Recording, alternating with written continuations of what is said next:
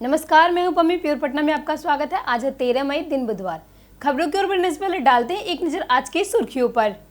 पटना में दवा कारोबारियों की हड़ताल से सेवाएं होंगी प्रभावित। पटना नगर क्षेत्रों में जनगणना कार्य में आई तेजी।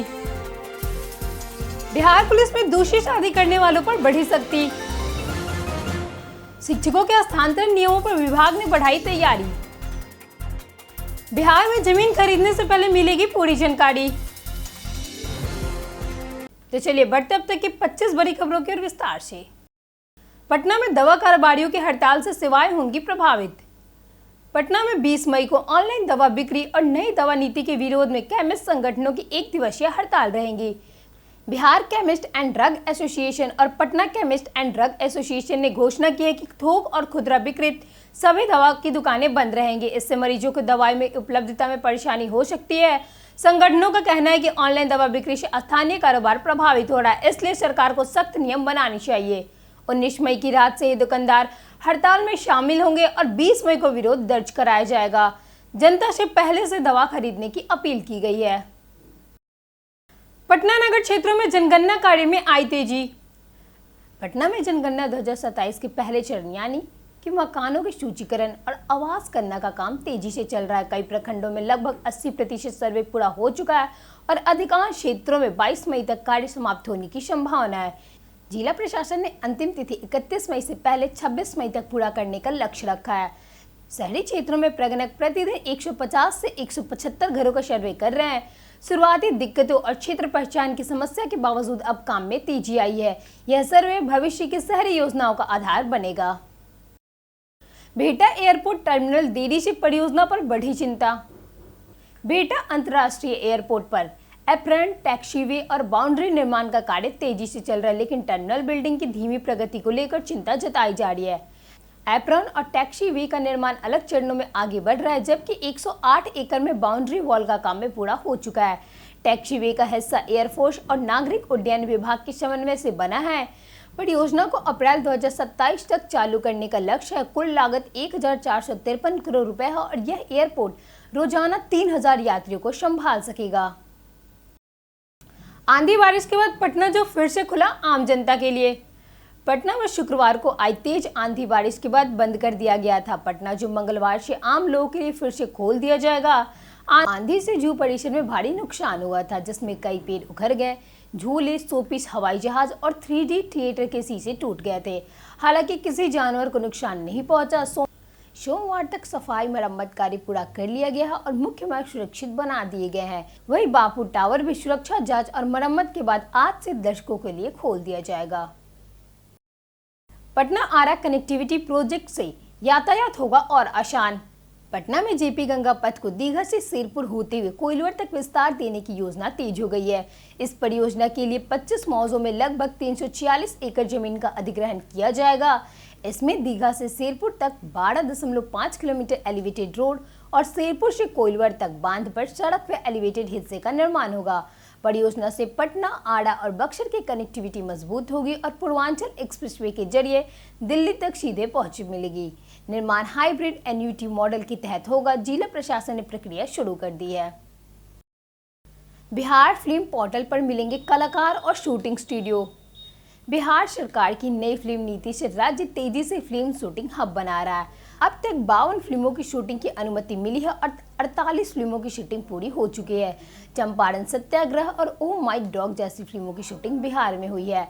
बिहार राज्य फिल्म वित्त निगम ने बिहार फिल्म.web.app पोर्टल शुरू किया है, जहां निर्माता ऑनलाइन आवेदन कर शूटिंग अनुमति ले सकते हैं।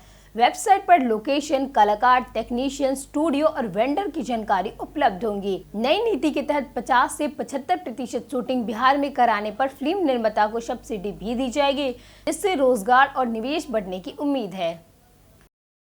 पटना विश्वविद्यालय के लेक्चर होंगे अब यूट्यूब पर उपलब्ध। पटना विश्वविद्यालय में अब प्रोफेसर के लेक्चर यूट्यूब पर उपलब्ध होंगे। डिजिटल स्टूडियो में रिकॉर्डिंग शुरू हो चुकी है और जुलाई से यूजी व पीजी छात्रों का इसका लाभ मिलेगा। शुरुआत में सेमेस्टर 1, 2 और 5 के पाठ्यक्रम शामिल होंगे। दिसंबर तक करीब 300 लेक्चर अपलोड करने का लक्ष्य है। इसमें सेवानिवृत्त शिक्षकों को भी सहयोग लिया जा रहा है। वीर कुंवर सिंह, महात्मा बुद्ध और रविन्द्रनाथ टैगोर से जुड़े शैक्षणिक कंटेंट भी पहले से ही अपलोड किए जा चुके हैं। पटना के स्कूलों में खेल सुविधा अब भी कमजोर। पटना जिले के 22 सरकारी स्कूलों को खेल मैदान विकसित करने के लिए वित्तीय वर्ष 2023-24 में 22 लाख रुपए दिए गए थे, लेकिन खर्च के बावजूद अधिकांश मैदानों की स्थिति में सुधार नहीं हुई। कई जगह साफ सफाई या आशंकी काम हुआ, जबकि बाउंड्री वॉल और नियमित रखरखाव की कमी से मैदान फिर जर्जर हो गए। पटना कॉलेजिएट और मिलर हाई स्कूल में स्थिति खास तौर पर खराब है। शारीरिक शिक्षकों और खेल उपकरणों की कमी भी बड़ी समस्या बनी हुई है। डीईओ ने इंजीनियर टीम से निरीक्षण कर और नई योजना तैयार करने और मॉडल मैदान विकसित करने की बात कही है। बिहार पुलिस में दूसरी शादी करने वालों पर बढ़ी सख्ती। बिहार पुलिस महानिदेशक विनय कुमार ने पुलिस कर्मियों की दूसरी शादी और पहली पत्नी को छोड़ने के मामले पर सख्त रुख अपनाया है। पुलिस मुख्यालय में आयोजित कार्यक्रम में उन्होंने कहा कि शादीशुदा होने के बावजूद दूसरी शादी करने वाले पुलिस कर्मियों को सेवा से रहने का अधिकार नहीं है। डीजीपी ने ऐसे मामलों में बड़ी कार्रवाई, सस्पेंशन और नौकरी से हटाने तक की बात कही। उन्होंने सीतामढ़ी एसपी के एक मामले का जिक्र करते हुए कहा कि दोषी कर्मियों के प्रति किसी तरह का रवैया नहीं अपनाया जाएगा। साथ ही सामाजिक बहिष्कार और कठोर दंड की भी चेतावनी दी गई है। पीएमसीएच में पोस्टमार्टम प्रक्रिया होगी अधिक वैज्ञानिक और सटीक। पटना मेडिकल कॉलेज एवं अस्पताल में पोस्टमार्टम प्रक्रिया को अधिक वैज्ञानिक और विशेषज्ञ आधारित बनाने का निर्णय लिया गया है। नए आदेश के तहत जटिल मामलों में फॉरेंसिक मेडिसिन विभाग और अन्य विशेषज्ञ डॉक्टरों की राय ले सकेगा। इसमें कार्डियोलॉजी, न्यूरोलॉजी, सर्जरी, मेडिसिन और पैथोलॉजी जैसे विभाग शामिल होंगे।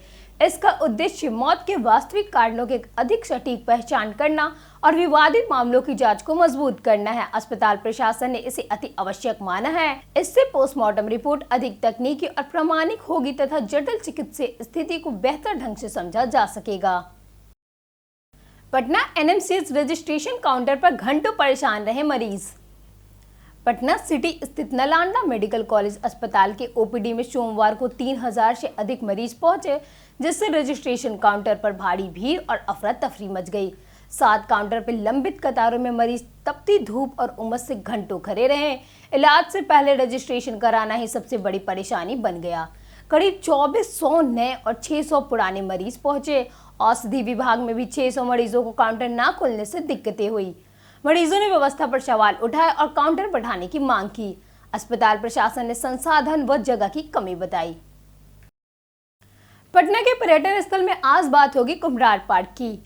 पटना का कुम्भरार पार्क प्राचीन पाटलिपुत्र की ऐतिहासिक धरोहर और मौर्यकालीन सभ्यता का महत्वपूर्ण पुरातात्विक स्थल है।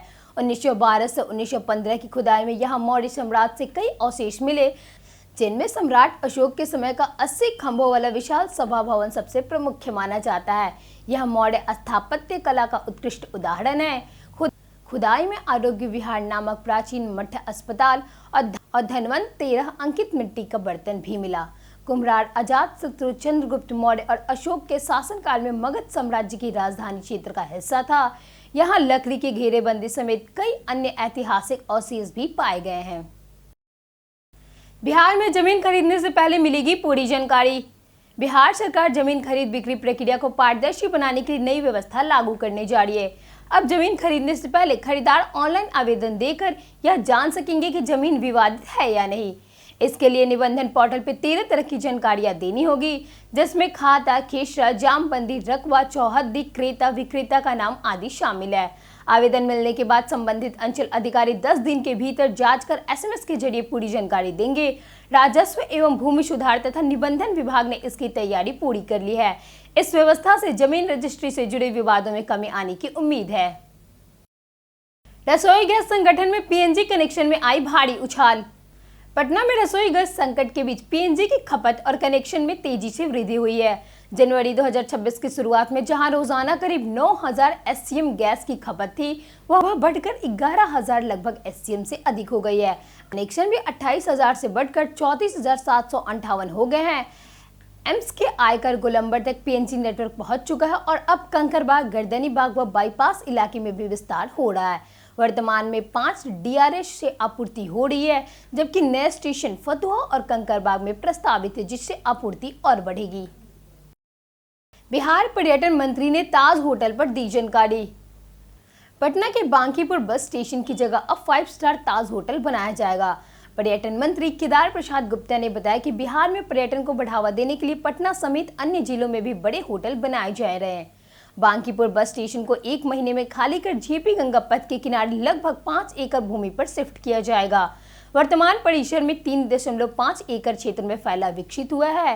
प्रस्तावित ताज होटल में कुल 500 कमरे होंगे, जिनमें पहले चरण में 350 और बाद में 150 कमरे बनाए जाएंगे। परियोजना 4 साल में पूरी करने का लक्ष्य है। शिक्षकों के स्थानांतरण नियमों पर विभागों ने बढ़ाई तैयारी। राज्य के करीब 6 लाख शिक्षकों के स्थानांतरण के लिए नई नीति जल्द लागू होने वाली है। इससे अंतिम रूप देने की प्रक्रिया तेज कर दी गई है। सोमवार को शिक्षा विभाग की गठित कमेटी की बैठक में प्रस्तावित नीति पर विस्तार चर्चा हुई। बैठक में कमेटी के सभी सदस्यों ने अपने सुझाव दिए और विभिन्न पहलुओं पर विचार विमर्श किया। माना जा रहा है कि कमेटी जल्द ही नीति का प्रारूप शिक्षा विभाग को सौंप देगी। इस कमेटी की अध्यक्षता शिक्षा विभाग के सचिव कर रहे हैं, जबकि माध्यमिक शिक्षा निदेशक को सदस्य सचिव बनाया गया है। नई नीति से शिक्षकों को स्थानांतरण प्रक्रिया में राहत मिलने की उम्मीद है। खनन विभाग की छापेमारी से माफियों में मची खलबली। बेलछी प्रखंड के कदनपुर खंदा में अवैध मिट्टी खनन की शिकायत पर खनन विभाग ने छापेमारी की। कार्रवाई के दौरान एक जेसीबी मशीन जब्त की गई और जांच में बड़े पैमाने पर अवैध खनन का खुलासा हुआ। करीब 15 से 20 फीट गहरी खुदाई कर लगभग 1 लाख CST मिट्टी निकाली गई थी। इस मामले में जमीन मालिक पर 60 लाख रुपए और जेसीबी मालिक पर 10 लाख रुपए का जुर्माना लगाया गया। दोनों के खिलाफ प्राथमिक भी दर्ज की गई। इस कार्रवाई के बाद इलाके में खनन माफियों में हड़कंप मच गया और विभाग जांच जारी रखी हुई है। जाने आज कैसा रहेगा पटना के मौसम का मिजाज। IMD के अनुसार आज पटना में मौसम अपेक्षाकृत सुहाना रहने की संभावना है। मौसम विभाग के अनुसार शहर में आंशिक रूप से बादल छाए रहेंगे, जिससे गर्मी से कुछ राहत मिल सकती है। अधिकतम तापमान 36 से 37 डिग्री सेल्सियस और न्यूनतम तापमान करीब 25 डिग्री सेल्सियस रहने का अनुमान है। दिन के दौरान गरज के साथ हल्की बारिश या छींटे पड़ सकते हैं। कुछ इलाकों में तेज हवाएं चलने की भी संभावना जताई गई है। मौसम में बदलाव के कारण उमस कम हो सकती है और लोगों को भीषण गर्मी से राहत मिलने की उम्मीद है। पटना के दानापुर में डबल मर्डर से मचा हड़कंप। दानापुर में 2 महिलाओं की गला दबाकर हत्या से सनसनी फैल गई है। पहली घटना में खरंजा रोड निवासी जूली सिंह की हत्या कर 100 आड़ा के सिन्हा घाट के पास झाड़ियों में फेंक दिया गया। जूली के पति, जो रेलवे में लोको पायलट है, और देवर पर दहेज हत्या का आरोप लगा है। पुलिस ने जूली के पिता के बयान पर केस दर्ज किया। दूसरी घटना में पाचुक तारी गोदाम निवासी चंपा देवी की भी गला दबाकर हत्या कर दी गई। दोनों महिला की शादी 2026 में हुई थी और दोनों एक बेटी हैं। दोनों मामले पुलिस जांच अभी जारी कर रही है। पाटलिपुत्र बगहा इंटरसिटी में 18 मई से बढ़ेगी सीटें। 18 मई से 15201 15202 पाटलिपुत्र बगहा इंटरसिटी एक्सप्रेसवे अब 16 बोगियों के साथ चलेगी। यात्रियों की बढ़ती भीड़ और लगातार उठ रही मांग को देखते हुए रेलवे ने ट्रेन में 4 अतिरिक्त को जोड़ने का फैसला लिया है। इससे पाटलिपुत्र आने जाने वाले यात्रियों को बड़ी राहत मिलेगी। सांसद सुनील कुमार ने बताया कि रेल मंत्रालय ने उनकी मांग पर यह कदम उठाया है। फिलहाल यह ट्रेन पटना पहुंचने का सबसे सस्ता और सुविधाजनक साधन मानी जाती है।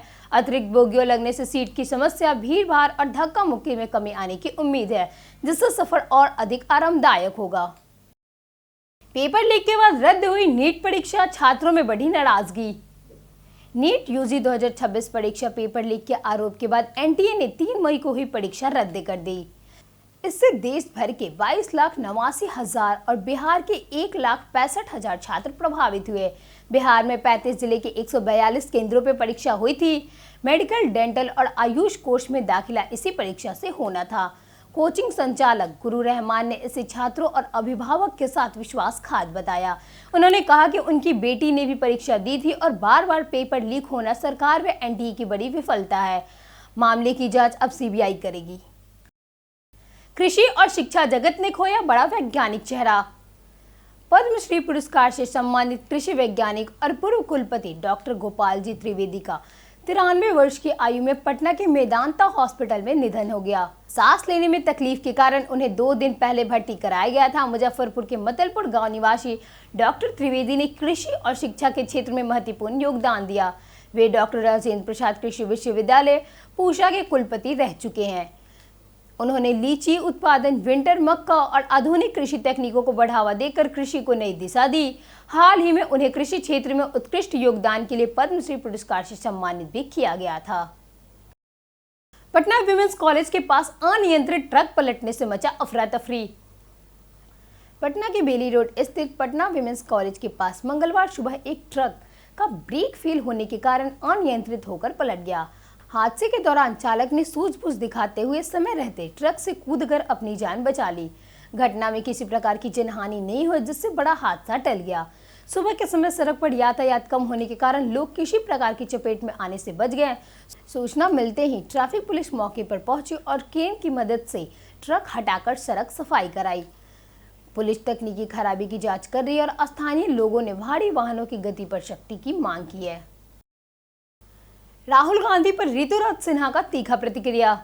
ऋतुराज सिन्हा ने राहुल गांधी के बयान पर तीखी प्रतिक्रिया देते हुए कहा कि प्रधानमंत्री मोदी की सत्ता अपीलों को उपदेश बताना राजनीतिक अपरिपक्वता और अज्ञानता दर्शाता है। उन्होंने आरोप लगाया कि राहुल गांधी विदेशी धरती पर भारत की छवि खराब कर रहे हैं और राष्ट्र नीति को समझने में असफल रहे हैं। सिन्हा ने कहा कि देश प्रधानमंत्री के मजबूत नेतृत्व और जनता के भरोसे से आगे बढ़ रहा है, न कि विपक्ष के बयानों से। उन्होंने यह भी कहा कि वैश्विक संकट के समय प्रधानमंत्री नरेंद्र मोदी ने देश को आत्मनिर्भर और सुरक्षित बनाने के लिए जनता से सहयोग मांगा है।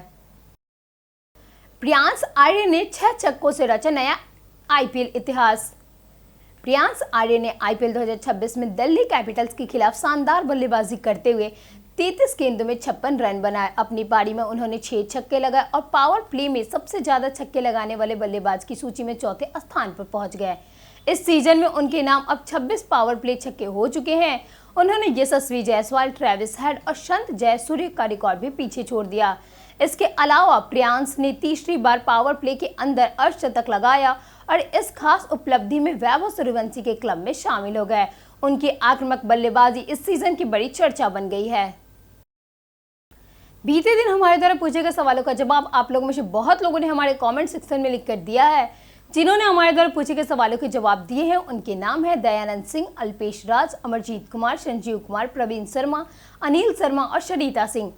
इसी के साथ बढ़ते हैं आज के सवाल की ओर। आज का सवाल है, क्या सरकारी अस्पतालों में निजी अस्पताल जैसा इलाज संभव हो पाया है? आप अपना जवाब हमें हमारे कमेंट सेक्शन में लिखकर जरूर बताएं। आज के लिए इतना ही।